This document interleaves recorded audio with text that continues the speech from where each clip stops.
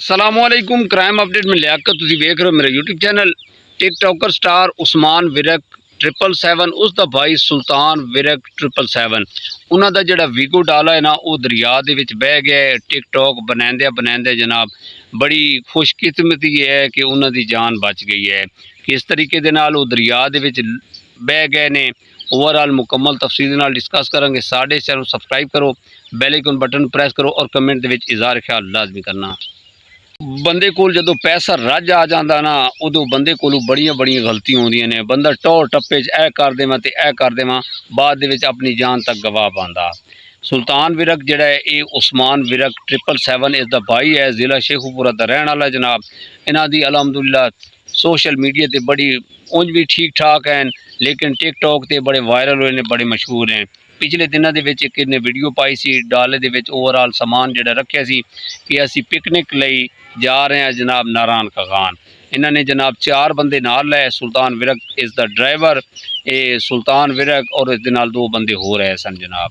ये उत्थे पहुँचे ने, उत्थे इन्होंने कैंप वगैरह लाया। एक जी वीडियो बनाई वो कैंपिंग कर रहे हैं जनाब कि असी खाना वाली जिंदगी जी ना पठान वाली जिंदगी वो अज असी इंजॉय करांगे।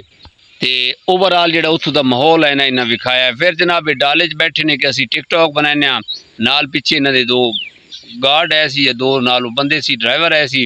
तो ये दरिया कनहार है जनाब, वो वहदा पिया अच्छे तरीके दे नाल जनाब, चंगा भला पानी आया सी। ये जनाब उत्थे लै गए ने। जदों अगले टायर पानी च गए ने ना तो सुल्तान साहब आख्या जरा कि इनू होर अगे ड्राइवर नूं कहा लै जा। वो थोड़ा होर अगे लै गए जनाब, तो उन्हें कहा नहीं नहीं थोड़ा होर अगे लै जा। अच्छा जनाब वीडियो बन रही है कि वो दरिया दे विच जा रहे ने, थोड़ा अगे ही गए ने तो उन्होंने जोड़ा वीगो डाला हा वो जनाब दरिया की नज़र हो गया, वो तैरन लग गया तो उन्होंने जान दी पै गई, लाले पै गए। अद्धा दरिया दे विच डुब गया, टायर तलवा हिस्सा जोड़ा उधर डुब गया, बाकी बाडी जी ना। तो सुल्तान साहब और हुण लोकां नूं पुकार रहे हैं कि मेरी मदद करो।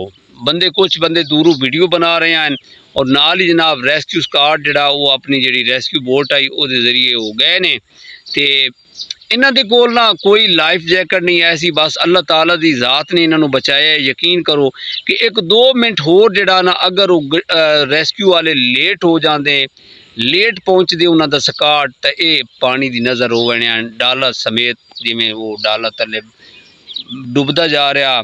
जदों इन्होंने नाल गड्डी दे लाई है उदों गड्डी अगला फ्रंट जिहड़ा बोनट वगैरह वो डुब गया।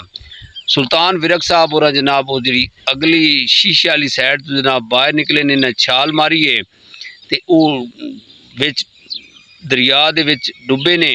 तो एक हाथ जिहड़ा उन्होंने कश्ती नूं जिहड़ी बोट है सी ना उन्होंने पै गया है। इन्हां 4 बंदे नूं जनाब उन्होंने जदों बोट सुट्टिया ना तो इन्हां दा डाला डुब गया। अगे बड़ी मुश्किल दे नाल इन्हां नूं जनाब उत्थे रेस्क्यू किया गया। कोई लाइफ जैकेट नहीं है सी। टिकटॉक बनाण का जनाब अपनी जान अगर गवा बंदे तो की हो जी। दोस्तों बंदे नूं सोचना चाहिए, जिहड़े मकामी बंदे हैं उन्होंने तो पता है सी कि यार दरिया दे विच कितना कितना पानी हुंदा, किस तरीके नाल कई जगह तो जनाब थोड़ा बहुता डूंगा होंदा, कई जगह तो बहुत ज़्यादा डूंगा होंदा। इन्हें जिथे गड्डी पाई है ना उत्थों अचानक डूंगा आ गया, उन्होंने गड्डी लुड़ी है तो लुड़ के अगे काफ़ी चली गई है। बस अल्लाह ताला की ज़ात ने इन्होंने बचा लिता है, इन्हों का कोई दिता लिता काम आ गया है। यकीन करो कि इस तरह की जोड़े बंदे ने ना कई ऐसे टिकटॉकर हैं जो अपनी जान गवा बैठे ने सिर्फ ये टिकटॉक बनाद्या। इतना ही बंदे दे अंदर हनेर नहीं होना चाहिए जितना कि बंदा यार ना अपनी मौत नूं खुद दावत दे रहा है। बाकी मेरी ये गुजारिश है कि उत्थों की जी मकामी इंतजामिया है कि जितने ही बंदे नाल इस तरह का काम करते हैं, जिमें हूँ डाला लैके गए इन्हों मना करें, नाल इन्हों के कोल लाइफ जैकटा का होना लाजमी है, ताकि जनाब ये बर वक्त जिस तरह का इंसीडेंट होया है इन्हों के कोल लाइफ जैकटा होंदियां तो इन्हों की बचत हो जाती। लेकिन अल्लाह ने इन्हों बचा लिता है, रेस्क्यू ने इन्हों रेस्क्यू 112 ने इन्हों बचा लिता। तो बंदे के अंदर इतनी एक फिट नहीं होनी चाहिए। अपनी जान जी ना वो बड़ी कीमती है भाई, अपनी जान तो वध के कोई चीज़ नहीं है। तो इन्हों सुल्तान विरक साहब नूं चाहिए है कि एहतियात करें। हाँ अगर खुदा न खास्ता इस तरह का वो 2 मिनट अगर 1 मिनट भी अगर वो लेट हो जाते तो तुहाडा काम हो जाता भाई। लाजमी तुसी जाओ, तुसी घूमन फिरन जिदे मर्जी जाओ, लेकिन एहतियात जरूरी है। और बेहतियाती लापरवाही का नतीजा जड़ा ना वो गलत ही साबित हो सकता है। ਇਸੇ ਪੈਗਾਮ ਦੇ ਨਾਲ ਸਾਨੂੰ ਇਜਾਜ਼ਤ ਦਿਓ। ਆਪਣਾ ਢੇਰ ਸਾਰਾ ਖਿਆਲ ਰੱਖਣਾ। ਮੁਲਾਕਾਤ ਹੋਏਗਾ ਅਗਲੇ ਵਲੋਗ ਦੇ ਅੰਦਰ। ਖੁਦਾ ਹਾਫਿਜ਼।